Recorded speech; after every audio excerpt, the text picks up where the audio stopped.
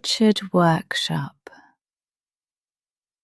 Tonight we are going to visit a quiet woodworking shed at the edge of an orchard, where simple tools, wooden crates, and wide sunlit windows open onto rows of fruit trees. We will walk slowly through this space, noticing the smell of wood and ripe fruit, the soft dust on the floor, and the peaceful work that happens here at the calmest times of day. The path that leads to the workshop is narrow and packed with dry earth, running between low grass and scattered wild flowers.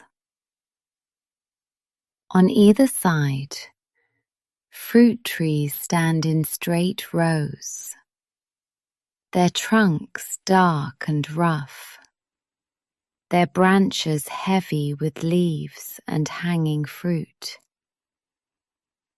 Fallen apples lie in the grass, some whole and glossy, some bruised and sweet-smelling where they've split open.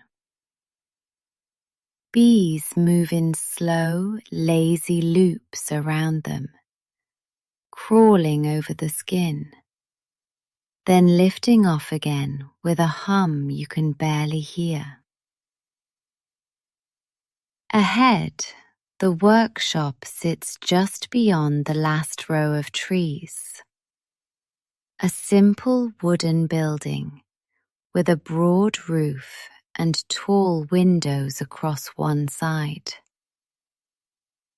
The boards of its walls are sun-faded on the outside, with narrow gaps where the light sneaks through.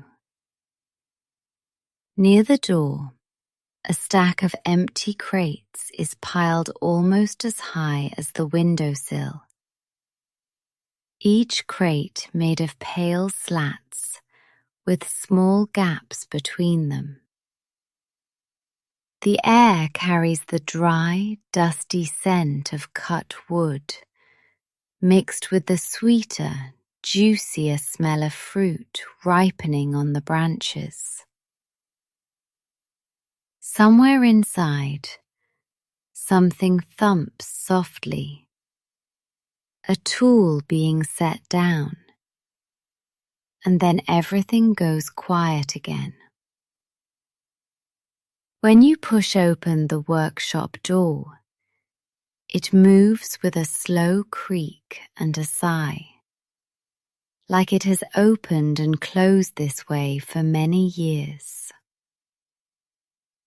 The first thing that reaches you is the smell of sawdust, warm and dry and a little sweet, rising from the floor and from the surfaces of the benches. Light pours in through the tall windows in long rectangles, falling onto the work tables and the wooden floorboards and the neat rows of tools on the far wall. Dust motes drift lazily in the beams, turning very slowly, catching the light on their tiny edges. Along one wall, wooden crates are stacked in tidy columns, some brand new and pale, some older, with darker grain and faint stains from past harvests. The floor is scattered with curls of wood shaving, thin and pale, twisted like ribbons around the legs of the benches. A low work table in the center of the room is marked with years of use, dotted with tiny dents and faint lines where wood has been cut and sanded. Somewhere near the windows, a fly buzzes for a moment against the glass, then finds its way to a crack and slips out into the orchard again. The door falls gently shut behind you, and the quiet of the workshop settles around you like a soft, steady blanket of sound. Near the middle of the room, one sturdy workbench holds a small forest of tools and pieces of wood in different stages of becoming crates.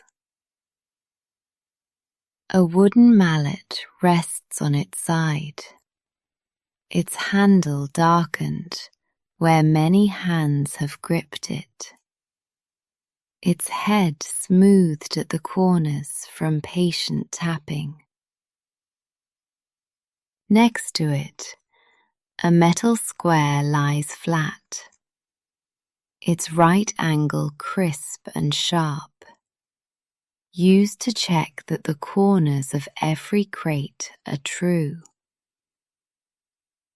A small brass plane stands upright, its curved lever and smooth body catching a glint of light, its blade dotted with the finest dust.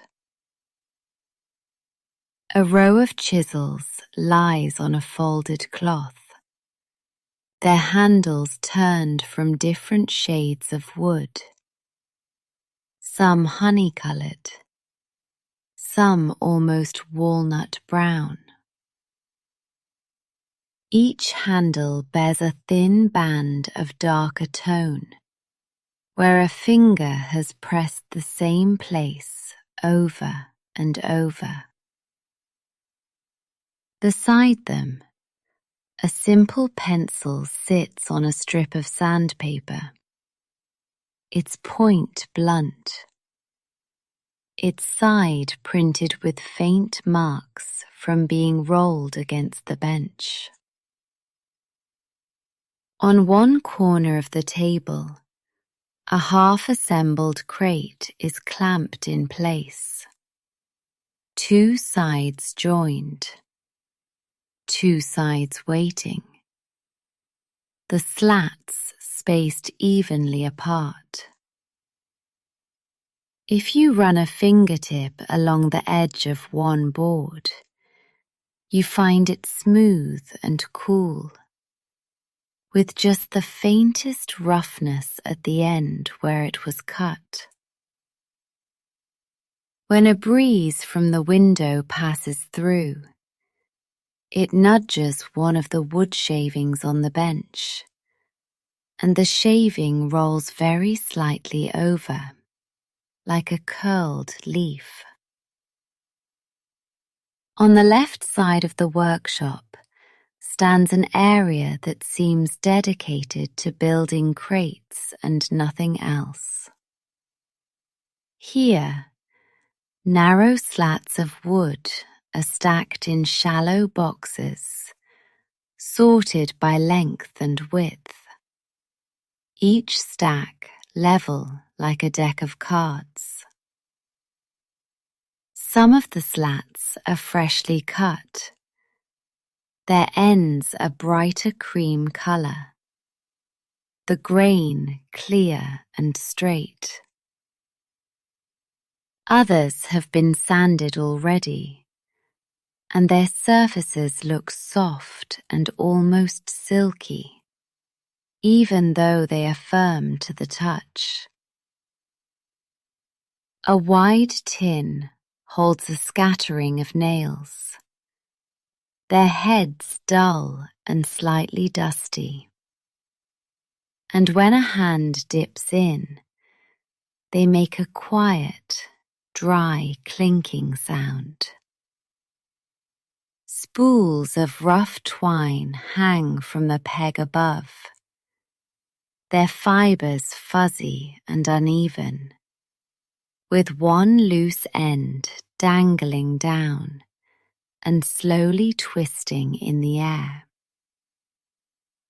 On a lower shelf, a small tin of wood glue stands with its lid tightly on, and beside it, a rag is folded into a square, stiff at the edges where glue has dried. A simple measuring tape, its casing scratched and worn, hangs from a nail, its metal tongue pulled out just enough to show the black numbers printed on the yellow strip. The corner of the wall here bears a faint outline where many boards have leaned. A paler rectangle on the wood where the sun hasn't touched for years. The tall windows along the right wall are the quiet heart of the room, letting in light and giving the workshop a constant view of the trees outside. Each window is divided into several panes by thin wooden frames, slightly rounded at the edges from being painted and repainted. The glass is not perfectly smooth. It carries small waves and faint bubbles that bend the view in gentle ripples.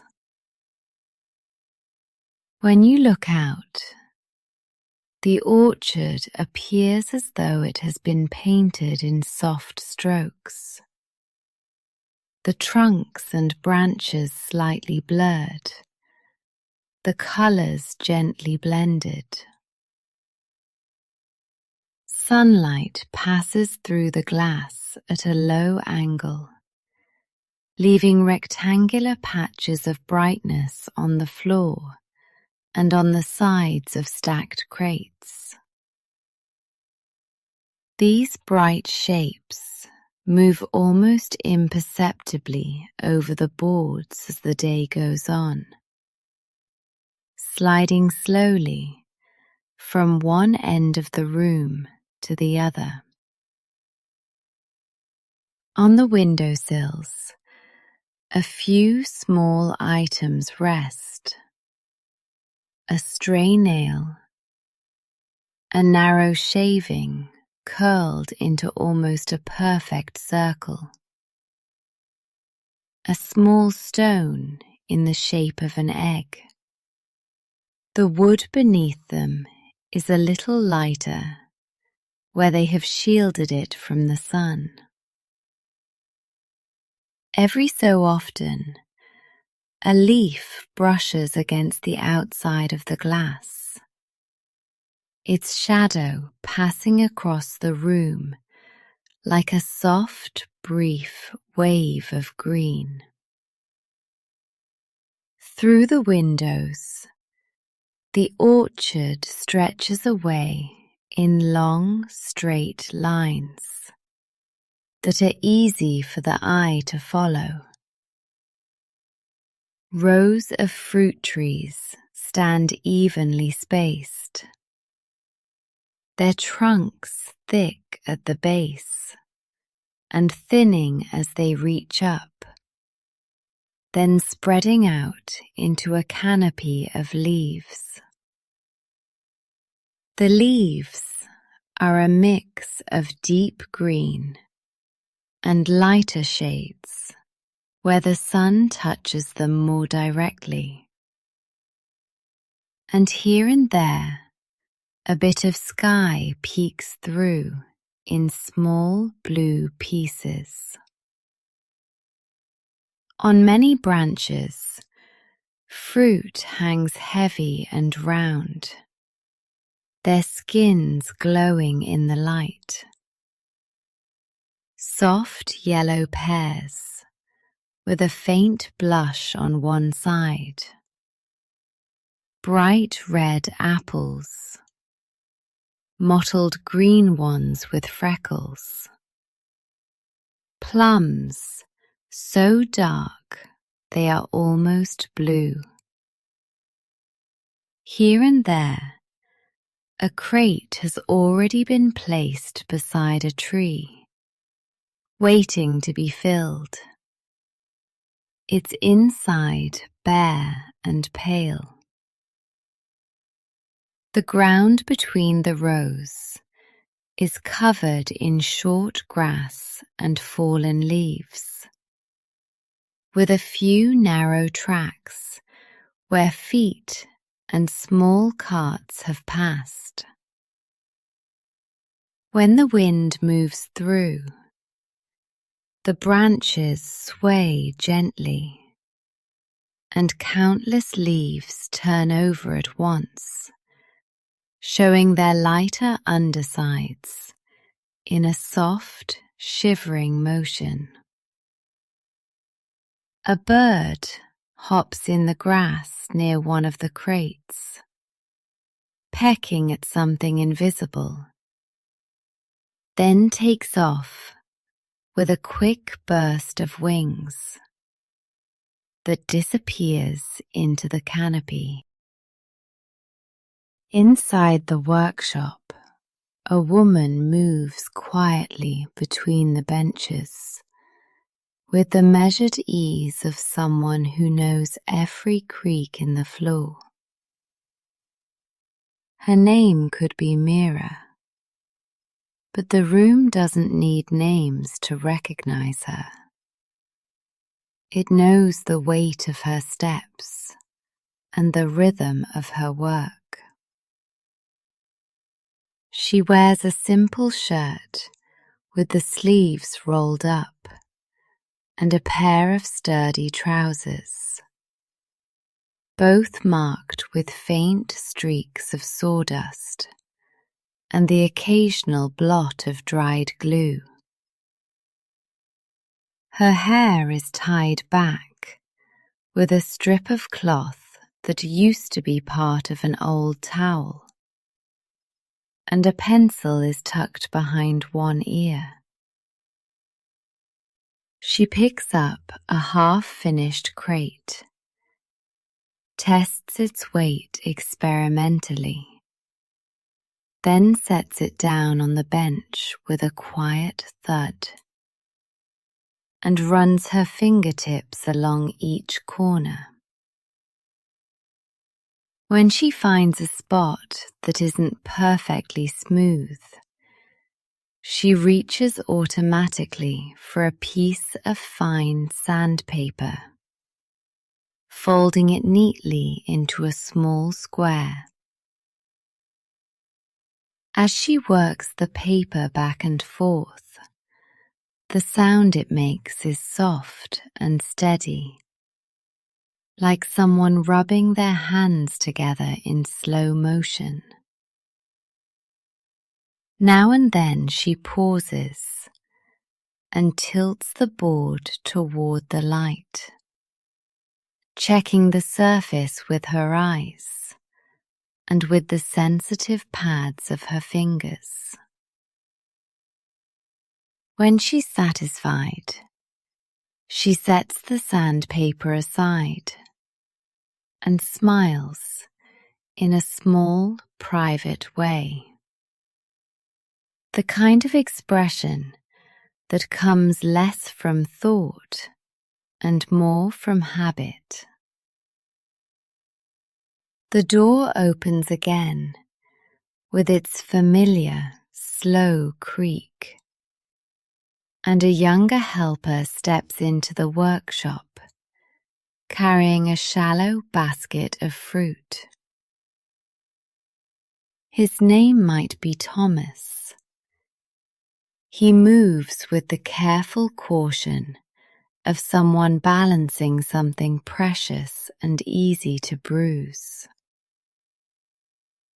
The basket is made of the same pale wood as the crates, but woven more tightly its rim smooth under his fingers.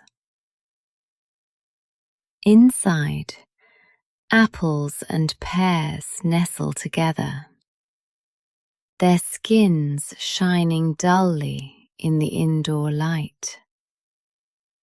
Some still with a faint trace of leaves attached to their stems.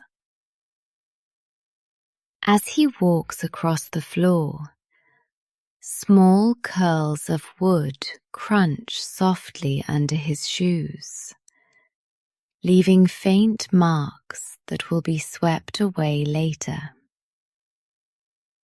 He sets the basket down on top of a finished crate, the wood making a hollow, comforting sound as it takes the weight.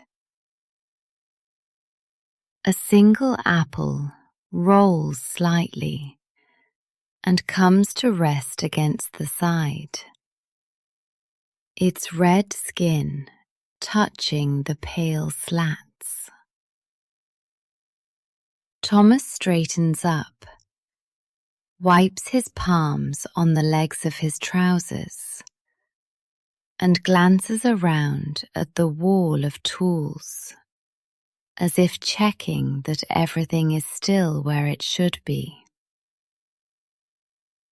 After a moment, he picks up a cloth and begins to wipe dust from a nearby bench, his movements unhurried, each circle of the cloth leaving a clean, slightly darker path in the wood. Along the far wall, the tools hang in ordered rows, each one resting in a place chosen long ago. Hammers of different sizes line up side by side, their wooden handles pointing down, their metal heads facing out, a row of half moons and rectangles. Next to them, saws hang from their handles, blades glinting softly, their teeth small and regular, with just the slightest darkening at the very tips. A row of screwdrivers stands upright in a narrow shelf, their coloured handles like small, worn markers against the pale wood. Above them, a rack holds clamps of various widths, their jaws closed, their threaded rods polished smooth wherever fingers twist them tight. A simple hand drill hangs by its crank, the round wooden knob on its handle bearing the marks of many grips, faintly glossy from use. Each tool has its own story of crates built, boards measured and cut, corners checked and rechecked until they were square. You can almost imagine the sound each one makes in turn. The thin whine of the saw, the firm tap of the hammer, the quiet squeak of a clamp being tightened, all of them blending into a kind of work music that has repeated through many seasons of harvest. Lower down along that wall, wooden crates rest on their sides so that their interiors face out, like open mouths waiting to be filled. Some are plain and new, their surfaces uniform, their edges crisp and pale. Others bear faint marks, burned or stamped into their sides. A small symbol in one corner. A few neat letters indicating the kind of fruit they once held. A year or a season. Inside one crate, a stray leaf rests, dried and curled, its veins standing out like fine lines. In another, a thin layer of dust has settled across the bottom, showing where a fingertip once traced a path through it, leaving a pale line. A piece of twine sits in a loose coil in a third crate, one end tucked under, the other frayed and feathery. When a breeze from the orchard passes through the workshop, it slips between the slats of the crates and stirs the dust in tiny swirls that sink again almost at once. If you tap gently on the side of one, the sound is hollow but solid, a sign that the wood is firm, yet light enough to carry. The floor itself is a quiet map of everything that has happened in this room. The boards run lengthwise from the door to the windows, each one slightly different in shade, some darker, some lighter, some with knots like small, smooth eyes. In certain spots, the wood is worn down a little more. Shallow depressions where feet have stood again and again by the same bench or tool rack. Between the boards, fine dust has settled in the seams, giving them a darker outline that guides your gaze along the room's length. Wood shavings lie in soft piles against the legs of tables and benches. Some curl tightly, some stretched out into longer ribbons. When you step on them, they make the slightest crackle, then flatten under your weight and spring back when you lift your foot. Near the far corner, a small striped cat lies curled on a patch of shavings, its fur rising and falling almost imperceptibly with each breath. Its paws are tucked under, and one ear flicks occasionally at a distant sound, but it doesn't open its eyes. A thin ray of sunlight passes just over its back, drawing a narrow band of brightness that moves slowly as the afternoon deepens. Above the main space, a simple wooden ladder leads to a low loft that runs along the back wall.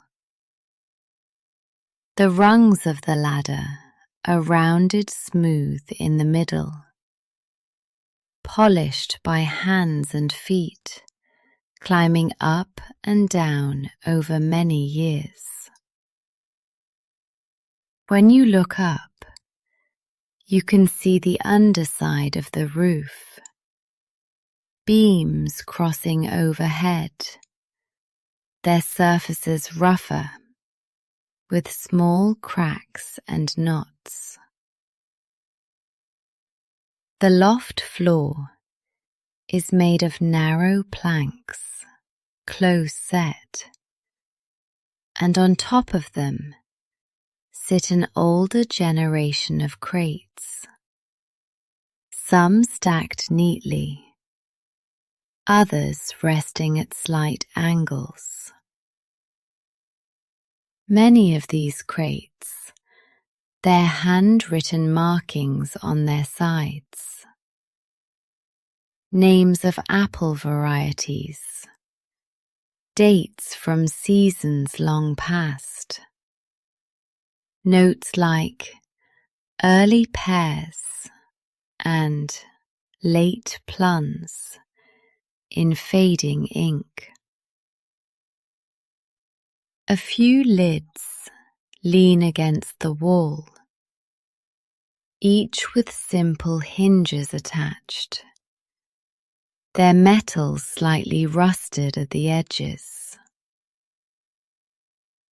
In one corner, a coil of rope lies piled on itself, thick and coarse, its loops overlapping in a pattern that looks almost intentional.